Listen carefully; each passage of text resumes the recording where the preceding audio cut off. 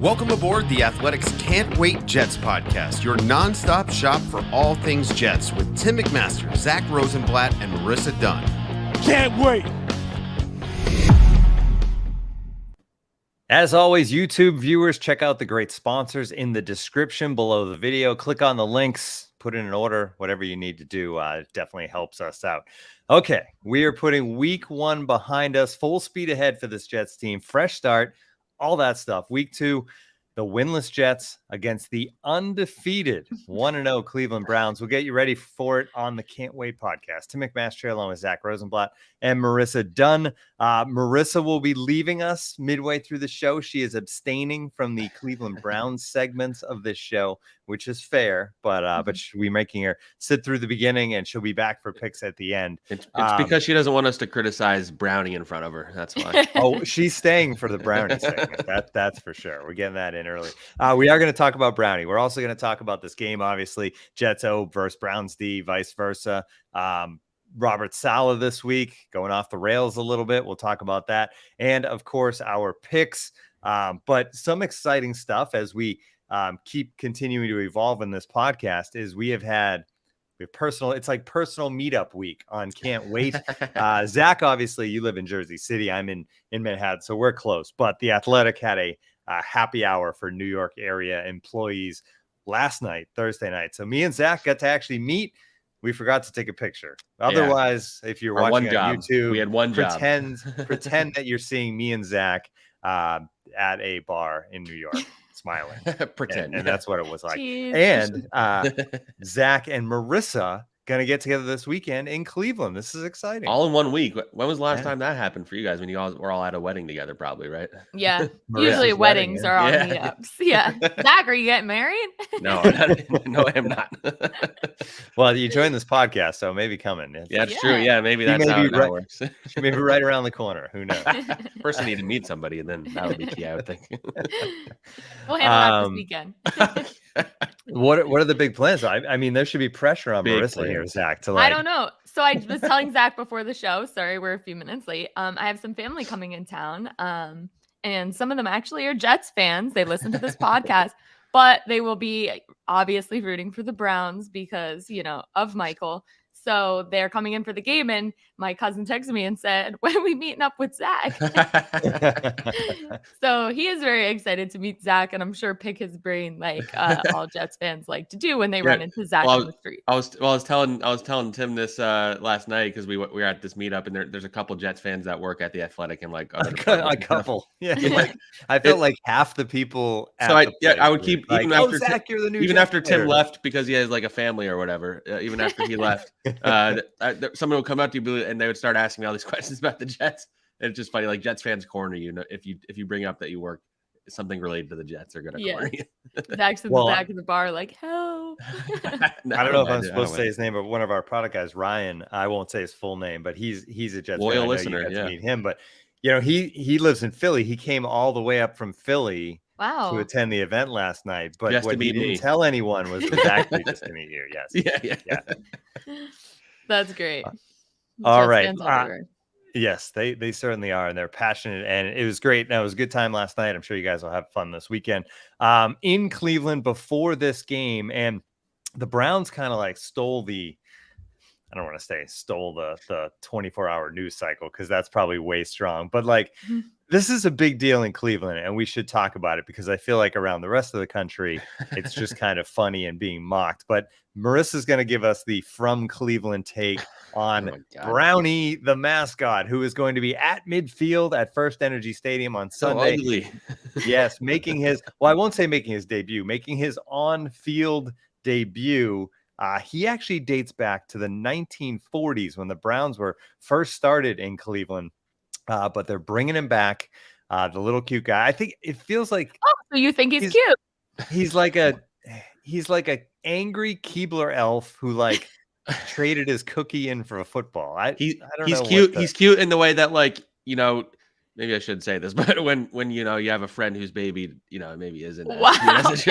It's okay. Connor has made that exact comment. Oh, I know podcast, Connor is. so... Connor has made that comment to me before. And then he said, "But Tim, your baby's cute. It's okay." Yeah. yeah. You're like, okay. But no, seriously, in that last picture, Marissa, I don't know if you can go back to it, the close up.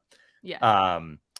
You can actually see Brownie like standing above where Brownie is on the field. Oh yeah. And Brownie, like the actual mascot that's going to be audience. around the stadium, I assume, and is going to probably be at all these different events supporting the team and all that stuff. I'm not a big fan. The actual like angry running back elf is pretty cool. I will actually say that. Like the on-field image, I think is awesome. The It's so actual big, guy too. that's going to be roaming the stadium, not a big fan. Tell us what you think of Brownie in the chat if you care at all.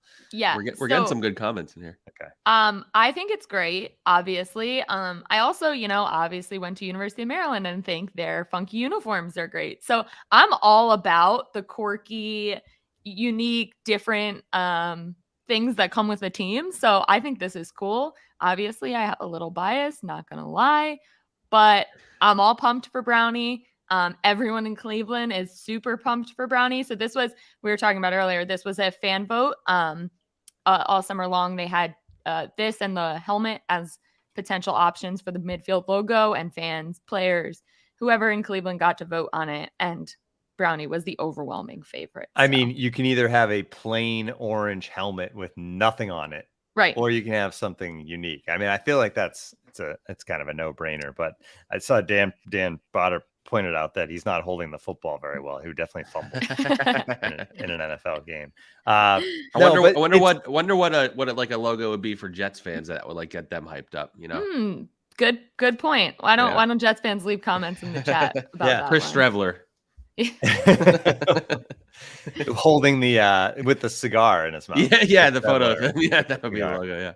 Yeah. I was gonna say that, like, as a co-host of a podcast that is really hard to come up with like imagery for, right? Like we've been trying to figure out what could a new Can't Wait podcast artwork look like, because it's just kind of the quote right now. And it's hard because, like, what is that, right? Can't wait. There's no like image. There's no this. There's no that. Bart Scott, I guess, in theory would be the image, but like in a logo, that would look kind of weird. Probably some trademark. Yeah.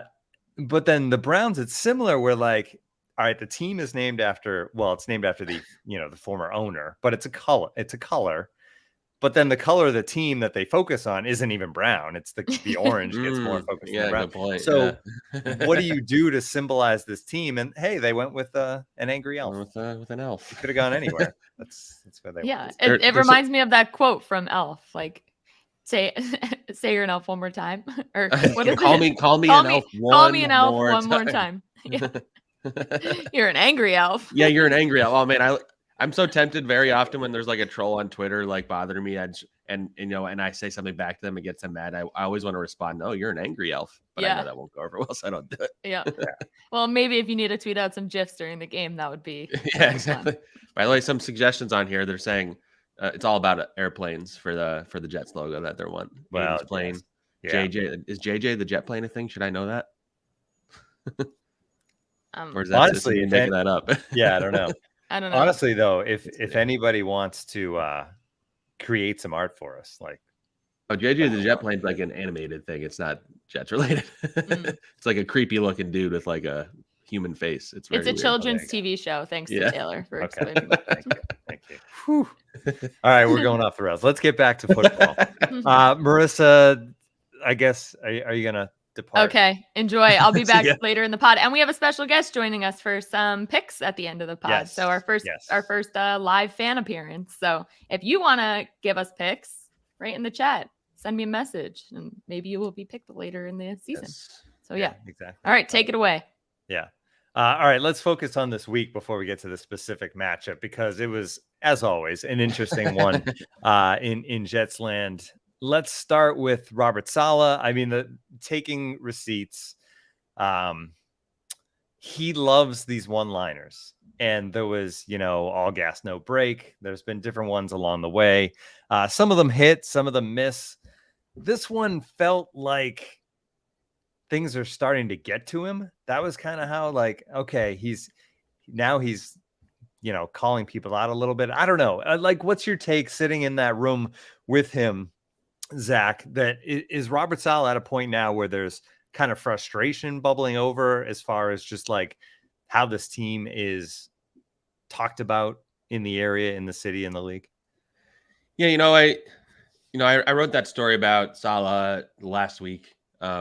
About how he used to be very reserved and how his like college friends helped him get out of his shell. And he told me the story about one day when he was on his way to his speech class, he had forgotten that he had to speak in front of the class that day. And so on his 30-minute walk to class, he's making up the speech in his head along the way. He gets up, he aces it, and he decides from that point on, that's like, I mean, once he becomes a coach, like that's how he approaches it. He tells me, he's like, he shoots from the hip. He doesn't like to do an opening statement because he doesn't feel like it's as natural for him. So he's a guy that, like, he's obviously getting prepped by the PR staff as he walks up to the podium, but he's an emotional guy. He wears his heart on his sleeve. And that's kind of like, that's been his signature since he's been his coach. It's something, it's part of the reason that the Jets liked him. He's passionate. You see him on the sideline. It's not the first time he's like said stuff like this, like you said in press conferences. So I just took it as, he saw everybody calling this the same old Jets. I think that was the thing that bothered him more than anything. I think the same old Jets line is what got to him. And I don't know if you want to react that way in week one. I think maybe it was received better in the locker room than it's been by the media, I would say. I get the sense that maybe they're not like more fired up or less fired up or anything like that. But I think they saw it as a show of support for them. Like, he believes in them. That's him saying, this isn't the same old Jets. This is the new Jets. I didn't think it was as big of a deal as it was made out to be, though. As we've talked about, like, the Jets do this to themselves a lot of the times. They make things a bigger deal than it needs to be in the way that their messaging comes out. A couple of days later, that's pretty much what he said was, you caught me in an emotional moment. I really believe this in the same old Jets, but I also acknowledge that we need to prove it. So I think that was maybe the part he left out on Monday. That's what I was going to get to. Yeah. It was like, there was definitely a different way to go with this. And that was, okay, you know what? You're right. Week one, we did look like the same old Jets, but that's not who's in this locker room. That's not who we are. And we're going to prove it going forward. Maybe the better way to go. Instead, he goes with the receipts. Which, you know what? It's going to be a line that sticks with him forever now. Yeah. And I think he knows that at this point, but it's also a line that if you turn things around and if it did strike the locker room in a different way and they saw this as support, like, I mean, he's up there speaking, yes, to give you, Zach, and all the other writers information, but he's also speaking to represent the team. And if what he's saying is firing them up in some way, so be it. So I think, we're going to see where this team goes, but it's definitely something that either way sticks with him, but it could literally stick with him where, like, most people probably saw, I think it was the post that had the picture on the back page of him holding up all the receipts. There's been a lot of funny, a lot of funny things. There's probably a world where if this team turns things around, like, it could go both ways. Yeah. That's a fun image, not of that one specifically, but like, here's Robert Saleh. He took the receipts and now this team turned things around. So we'll see how it goes. I think it's different than the Joe Judge situation, but Joe Judge said a lot of stuff in like his introductory press conference, like really like, we're going to fight for 60 minutes every week. We're this and this. And then you'd have games where they like clearly threw in the towel or in his second season where they're, kneeling the ball on third down in their own territory, like stuff like that. And so people were circling back to all this stuff he said before. And, they were scared of he said, we'll never be afraid to do anything. Then they would never go for it on fourth down. So it's like when you have like a very like unique quote, it sticks with you, good or bad. The receipts thing, I think of, not like I'm saying the Jets are going to get here, but when the Eagles won the Super Bowl, Jason Kelce had this like famous speech at the parade where, he's wearing this crazy outfit, which added to it. And he just started, shouting about everything everybody said about like each of the main guys that helped them win. He's like, they doubted this guy and they said Nick Foles was done. And they said this, and this, and this. Doug Peterson, worst coach in the league. Like, everybody's taking receipts in reality, but it's just the ones that get to actually like come around and like say, hey, I have this receipt. So, and the Jets hope they get there to where we're talking about this quote. We're laughing about it at the end of the year when they've won more games than anybody thinks they're going to at this very moment. You're right. Everyone takes receipts, right? Not just Yeah. like everyone, like you, me, people slight you along the way. You remember it and, it motivates you. I think 90% of the world has that in them where like, you know what, I'm going to prove that guy wrong. So we'll see where it goes. All right. From there, we went to Joe Saleh or Robert Saleh defending Joe Flacco. I combined my two names there, saying basically, Flacco wasn't as bad as people are saying. I mean, you can watch the tape, and I'm sure you watched the tape again, Zach. He's got to defend his quarterback, but against that team and that pass rush in that game, I mean, Joe wasn't good. Yeah. Like there's some merit to what, like, part of his point and part of what Michael LaFleur said a couple days later that, again, this is kind of the stuff we talked about earlier in the week, but, there was a lot of pressure. There was a lot of drops. There was a lot of fumbles. There was a lot of mistakes, but you have to wonder how much of that was Flacco's fault. He's slow, not getting the ball out fast enough. They threw the ball 59 times, which they just can't do. Like, you can't throw the ball 59 times. I mean, I get why they did. They were down. They fell way behind in the third quarter. And they pretty much had no choice. But as Connor McGovern said this week, he's like, when the other team knows when you drop back what's going to happen, like, it's hard for us to like accomplish anything, either as an offensive line or as an offense. And they, out of those 59 passes, they threw the ball downfield once. 1 out of 59 passes were traveled over 20 yards in the air. Like that you're not going to beat teams like that. And I know a lot of it has to do with the pressure and the offensive line struggling and all that stuff, but Joe Flacco needs to take shots down the field. He needs to be quicker with his decisions. And, the reality is they're kind of stuck with him. Like, I know everybody's going to pull for Mike White. I'm not sure Mike White would do much better against the Browns this week. Like, Myles Garrett's still going to be going against Max Mitchell, whether it's Mike White or Joe Flacco. And so you hope that the Jets, can kill the clock. They can do a lot of quick passes. They can, hand the ball off a lot and, avoid putting Joe Flacco in a position where you realize that he's a 37-year-old Joe Flacco that can't move anymore. So he clearly is limited as a passer, in his mobility and all that stuff, which limits the offense. And, the only hope is that the defense holds up the way it has and that Joe Flacco doesn't make mistakes because his ceiling's not very high. You just hope that he can just run the offense.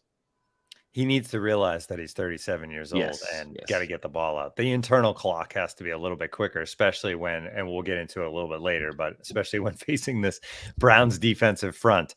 All right, one more thing before we take a break, and that is Garrett Wilson, who flashed on Sunday, but clearly when you look at the numbers, didn't play enough. And that was asked this week of LaFleur. He said, we were just focused early in the game on having more tight end sets, and because we didn't move the ball as much as we would have liked, we didn't get the rotations as much as we would have wanted to.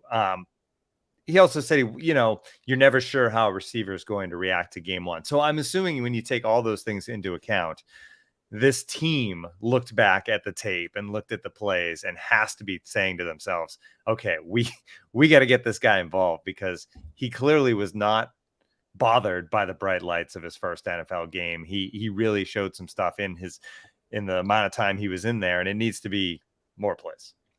Yeah, it's pretty clear to me that he's the most dynamic receiver they have, especially if they're not going to be able to take those shots down the field. Like, maybe they're still not going to take that many in reality because they're going to be getting pressured a lot, but you hope they throw more than one. Anyway, if they're not going to do that, you need to get the ball to players who can make plays after the catch. And he's number one on that list to me, in my mind. They're going to throw it a lot to him. They're going to throw it a lot to Michael Carter. But and one of the things that LaFleur said that fans got latched onto and were getting upset about is that, he was saying stuff about how he needs to learn every receiver position and he needs to be, 100% on the non-passing plays. And I get what he's saying, but at the same time, that can't be a reason why you keep him off the field. You need to have, this is not a team that can afford to be choosy. I know they like their talent at receiver, but you need to have your most dynamic playmakers on the field at all times. And he is that guy. The fact they only played 50% of the snaps, it's just not enough. I imagine they're going to come out and play 12 personnel at the beginning again, just because they need an extra blocker out there. And that's two tight ends, one running back. So you might see something similar, but you just maybe need to work in Garrett Wilson as one of those two wide receivers, as opposed to he's the third guy and you bring him in when you don't have two tight ends out there. They need to find a way to get him on the field. That's just the reality. And If they're going to score points on the Browns, he's going to be a part of it. Yeah, absolutely. All right, let's take a quick break. We're going to come back more on the Browns and more on DJ Reed. Great story written by Zach. I want to get into that a little bit too. We'll be right back. Now, our next partner is a pretty cool product.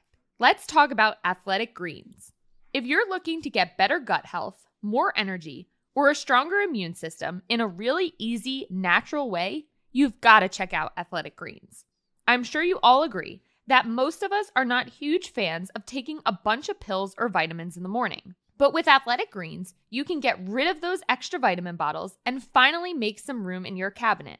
Athletic Greens is an all-in-one solution that actually tastes good. You'll really enjoy getting your daily vitamins. Right now, it's time to reclaim your health and arm your immune system with convenient daily nutrition, especially heading into flu and cold season. It's just 1 scoop in a cup of water every day. That's it. No need for a million different pills and supplements to look out for your health. To make it easy, Athletic Greens is going to give you a free 1-year supply of immune-supporting vitamin D and 5 free travel packs with your first purchase. All you have to do is visit athleticgreens.com/NFL22. Again, that's athleticgreens.com/NFL22 to take ownership over your health and pick up the ultimate daily nutritional insurance. You may start noticing there are strange tall boys of beer in the bottled water section of your local stores. Well, guess what? It's not beer. It's actually mountain spring water from the Alps, and it is called Liquid Death. Why is the water called Liquid Death? Well, because it will brutally murder your thirst, and their infinitely recyclable tallboy cans are helping to bring death to plastic bottles, which is so awesome. They also donate 10% of the profits from every can sold to help kill plastic pollution. So if you want to try Liquid Death, which I highly recommend you do, go get it at your local Whole Foods Market, Target, and Stop & Shop stores, or find a Liquid Death retailer near you with their store locator at liquiddeath.com/wait. That's liquiddeath.com/wait. All right, let's continue on here on the Can't Wait podcast. I want to talk about DJ Reed. It was a situation during the game that nobody understood until after the game. And obviously DJ Reed with the interception, he goes to midfield, he points to the sky, and then it comes out later that his father had passed away early that morning. And you have a fantastic story that everybody should check out on The Athletic. If you need the subscription, $1 a month for 6 months, go to theathletic.com/can't wait. But a really good story in which you got a chance to talk to Reed's mom, divorced wife of his dad. But it goes way deeper than that because of everything this family went through. Just a little bit, his dad had MS. That's what he eventually died from. His mom battled heart problems and breast cancer. The reason they ended up separating was because the MS kind of became too much. He went back to live with family, but they continued to be big parts of each other's lives and of DJ's life. And then everything he went through too was the other layer of this story. There's a guy who couldn't get a scholarship to a big time program, didn't quit, went to community college and ended up working his way up. It's a great story. And it put that one moment on Sunday, Zach, into just, it made it all make sense. So I guess congratulations on another great story, because thank you. I was joking with somebody last night at the mixer that you've been prolific early on here at The Athletic with the number of stories you put out, but that one was great. Thank you. Yeah, just to peel back the curtain a little bit, so on Sunday, like you said, nobody knew. So he gets the interception, and he had a great game, by the way, which should be mentioned. He was absolutely amazing. And number one cornerback in the NFL, according to Pro Football Focus. Yeah. And so he goes out, he has that interception late in the game. They're down 21 points already. I don't see him do the celebration in the moment, but I see screenshots of him just throwing his arms up, looking at the sky from midfield. And so, I reacted too quickly. I tweeted something about it, saying I'm not really sure why I forget what the exact tweet was, but I don't really know why he's celebrating when they're down 21 points. And when it came out, what happened, I took the tweet down, and then I tried, as somebody told me he does, I tried turning a negative into positive. I decided I was going to write a story about him. I would anyway, because it's such an interesting thing that happened and very unique. And And so I started reaching out to people. I tracked down his mentor. I talked to his high school coach. I talked to one of his college coaches, and they were able to connect me with his mom, who was more than willing to talk to me. And we talked for like 30 minutes. She's an amazing woman. And yeah, so I had this amazing conversation with her, and yeah, I'm just really happy it worked out the way it did. You know, DJ is very headstrong person. I think what he did resonated in that entire locker room.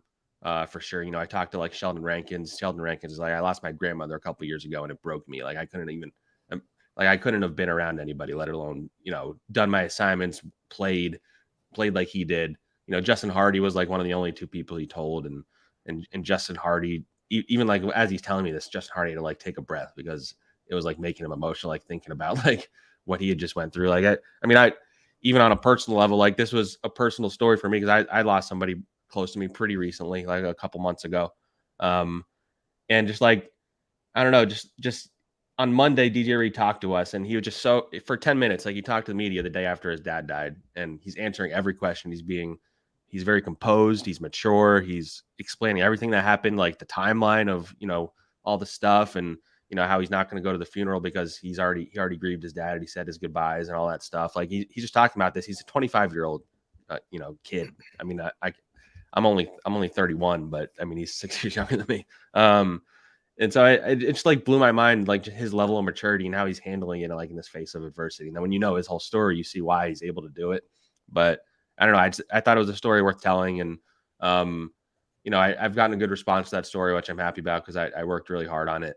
And yeah, so I hope everybody will check it out. But yeah, DJ Reed, I think he won a lot of fans both in that locker room and in this fan base, both because he's a good player and because like he clearly just like nothing's gonna phase this guy. Yeah, I mean, if you get frustrated watching this Jets team this year, which even if they have a good year, at sometimes if you get frustrated, there's no doubt. But honestly, if you need that reason to turn on the TV on Sunday if they're struggling, like root for DJ Reed because just very cool story and good for him and great story by you, Zach. All right, let's move on to this game a little bit. And I know we try not to dive too much into the X's and O's of these games, previewing them. But when you look at Browns Jets, I think I'm trying to think back. Did we have the Jets winning this game? I feel like we both had the Jets winning this game. We did. Yeah, we both did. Last week made it a little trickier. But that said, it's still, if this Jets team plays up to the level that we thought they would, right? This is a winnable game. But there are definitely some things that are trouble. So let's start there. Browns pass rush, Myles Garrett, Jadeveon Clowney versus the Jets offensive tackles, which are obviously not what they expected to have going into the season. How do they deal with those guys? How do they keep Joe Flacco upright for most of this game? Pray, I guess. A lot of prayer. You know, it's funny. Like in my head, I was ready to come on the pod. Like as the week progressed, I was ready to come on and like predict they were going to win. And then I went on our Browns podcast yesterday. I'm blanking on the name. Marissa can remind us. Civilized Barking. Yes. And as I'm talking, I'm like, a big reason why their offense was struggling so much was because the offensive line was not able to, you know, hold up against the Ravens pass rush, which is not as good as the Browns. And so the only way that the Jets offense has a chance of producing anything is if they can block. And good offensive lines can't block Myles Garrett. Good offensive lines can't block Jadeveon Clowney. So that's the number one concern I have because I do think they match up with them pretty well. Best way to keep Flacco upright is to start Streffler. Good comment from John Hepburn. We appreciate that, John. So like I think the Jets defense can definitely stop the Browns offense. You know, I don't think Jacoby Brissett's scaring anybody, just like Joe Flacco's not scaring anybody. Maybe Brissett, maybe a little more than Flacco, but I think the Jets are confident that they can stop the Browns offense, even their rushing offense. We can get into that as we like dive like a little deeper on matchup and stuff. It's the other side. It's, you know, can the Jets hold up their end of the bargain? And I'm not entirely confident they can do it against this Browns defense. And that, you know, crazier things have happened. The NFL has had some weird stuff happening already, as it always does in the beginning of the year. The Browns could have a bad day, certainly. But I'm not optimistic that Max Mitchell is going to hold up against Myles Garrett, unfortunately. Even though Max Mitchell, I think, maybe played a little better than I would have expected. Not like he was great or anything. He played better than I would have expected, but he was not good against arguably the best defensive player in the league, let alone defensive end. So he's going to learn a lot, Max Mitchell. That's for sure. Lots of Yeah. lessons to be learned on Sunday. You mentioned the other side of the ball. Last week, Bryce Huff didn't play, was inactive because the Jets said they wanted to be, bigger up front to stop the run. So now they're going up against a team who you mentioned the quarterback is not intimidating in Jacoby Brissett, but it's this team that has this great running game. There's a running game that the last few years has been dominant in the NFL, even when teams know that they're going to run. We've talked about Baker Mayfield plenty on this podcast. We won't get into that, but there was always a thought process that they know you're going to run because Baker's not going to beat you, and they were still able to do it. So when the Jets line up against this team, do you see a similar, I guess, personnel as we saw last week? Is Bryce Huff on the outside looking in again? Yeah, based on their reasoning for not using him, I don't see a reason why they would have him active on Sunday. It's just that if run stopping is a priority, like the Browns are going to run it even more than the Ravens did, because the Ravens wound up passing it a little more because the Jets were stopping the run so well. I think I saw a stat that they held the Ravens to their fewest rushing yards of the Lamar Jackson era. And I know they didn't have J.K. Dobbins and all that stuff, but that's impressive. Like that Ravens rushing offense usually does well, even when they're going to run it too, because you have a quarterback who can move like Lamar does. This is a little different because you don't have the quarterback that you have to worry about as much anymore. You have a running back in Nick Chubb, who, like, pound for pound is maybe the most talented running back in the league. If not, he's like one of the top 2 or 3, I think. He's not like a pass catcher or anything, but he's just a bruising dude. So they need to be on their assignments. They need to, get through blocks, and their linebackers need to bring guys down because he will beat them. And you have Kareem Hunt, who brings another dimension to the offense. So I think the Jets' run defense, I think, showed it's way better than it was last year, and it's capable of containing them to a degree at least. And you hope that you just, you hope you can keep them from getting those big chunk plays, and that's kind of going to be their goal. They gave up some chunk plays in the passing game against the Ravens. They can't do that again. They can't make the same mistakes they did. A lot more of this game, I think, is going to be on the offense. But, yeah, I think they can stop Nick Chubb. He's going to be a bigger challenge than what they faced last week in terms of the running backs. But I was very encouraged by their run defense last week. Yeah, it's a situation where it's kind of strength on strength, which you didn't always get to say that about the Jets, that there was a legitimate strength. But like with this defensive front and the way they stacked up a week ago, and you see the guys that are in there rotating in and out. Yeah, you have to say they have a chance. So like you said, it falls on the offense. One number this podcast, we talk a lot because the fans have suffered plenty with the Jets, and we talk about that. But the Browns haven't started a season 2-0 since 1993. Bill Belichick was the head coach. I think it was his first year there. They moved after the 95 season. So 93, they started 2-0, ended up not making the playoffs, ended up with a losing record. 94, they actually went to the playoffs, won a playoff game. And then 95, famously, mid-season, they announced they were moving, and they went off the rails. But 93, the previous version of the Cleveland Browns, was the last time they were 2-0. So that's what they are going for. I was 3 years old that year. Yeah, and Marissa joked that she wasn't here yet. And speaking of that, let's bring Marissa back because we're done talking about the Browns. Marissa did good. How'd we do? You did great. You did great. Okay. I'm ready to be back. I missed you guys. She was firing off her takes, but on a silent mic. That's what muted. Exactly. All right, time for picks, and as always, our pick segment presented by BetMGM. Connor Hughes was kind enough to step in last week, represent the listeners as we get this whole thing started, where you're going to be part of this each week. We're going to pick a different listener to make their 3 picks. We're going to keep a running total of our picks. How did Connor do, by the way? Yeah, so Connor has put the listeners in a hole. 0-3. Kind of embarrassing, not gonna lie. Well, I was 0-3 too, so we don't have to talk. So we're focusing on the other one. Yeah. But Connor. It was a rough go. Sunday was bad. Did he pick the Thursday night game wrong? No, I don't think he did. But he had the Monday night game wrong. It was a wild week. Yeah, wild week. So. It was a wild week. So Connor 0-3, Marissa also 0-3. Zach 1-2. I was 2-1. So There you awesome. go, Big Dan. lead, big one game in Big the lead. lead, start things Yeah. off. All right. So this week we are excited to be joined by Dan Botter, who has been listening to this show for a long time. He's active in the chat on the YouTube stream. So excited for him to be our first listener pick maker. Dan, thanks for joining us. Hey guys, thanks so much for having me. What's up, Dan? No problem at all. And I guess, Dan, first of all, tell us a little bit about yourself. Obviously a Jets fan, but how far back does that go? How did you become a Jets fan? Just kind of the background a little bit. Briefly, my whole family is Giants fans. Ooh. Oh. I had one uncle growing up who was my favorite uncle, who was the only Jets fan because he was a fan of Joe Namath.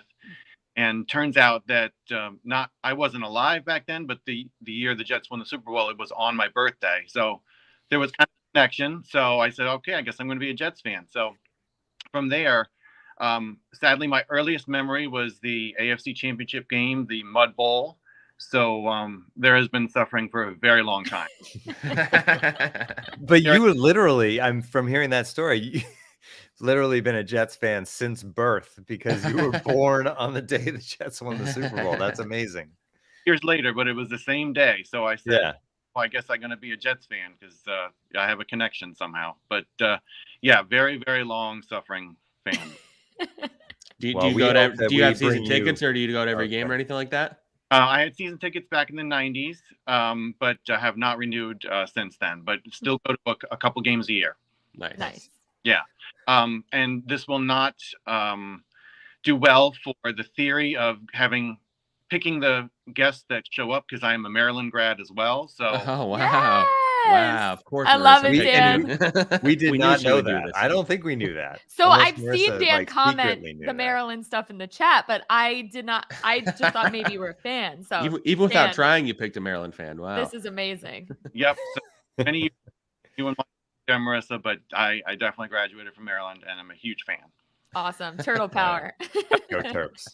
Go Terps. Yeah. All right, let's move on to the picks. Dan, I'll let you go last. So we'll get through ours and then we'll let you go at the end. I will start. I guess we'll do it this way this year. Whoever's in the lead goes first. How about that? Oh. So I'll So that's you. Convenient. I don't feel good about any of these picks this week. but Yeah. I did this quickly last night. I'm gonna take Steelers +2 versus the Patriots.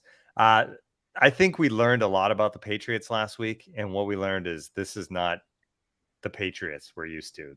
I don't think it's a good football team. Mac Jones got hurt his back. He's gonna play, but already banged up early on. I don't feel good about that Patriots team at all. So Steelers +2. Surprised that they're even underdogs in that one. Then I have Bengals -7.5 at Dallas. I think the Bengals were so bad last week against Pittsburgh. Just all the mistakes, the interceptions by Burrow. They're going to clean all that up. And obviously the Dallas without Dak is different. So on the road, 7.5 is a big number, but I'll take the Bengals. And then another big number, but a similar situation. I'm going to take the Packers -10 versus the Bears. That's the Sunday night game, I think. Packers also bad in week 1, but I think they're a better team than that. The Bears looked better than we thought, but I don't think they're a good team. So I think both these teams go back to what we kind of thought they were, and the Packers roll over the Bears in the rivalry game. All right, Zach, you're up. All right.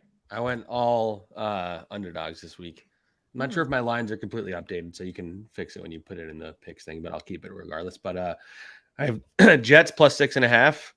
Going with the Jets. Yeah, I think my final score prediction was Browns 17, Jets 13. So I don't think the Jets necessarily going to win, but I think it's going to be competitive. Is what I'll say. I have the Panthers +1.5 against the Giants.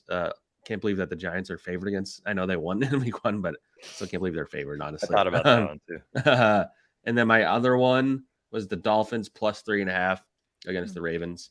I wasn't that impressed with the Ravens in week 1. Honestly, I know they wound up killing the Jets, and it wound up being a little lopsided. But I think that was more because, not to be Robert Saleh here, but I thought it was more because of the Jets and the Ravens that they won. And I think the Dolphins looked really good. I'm hiring their coach.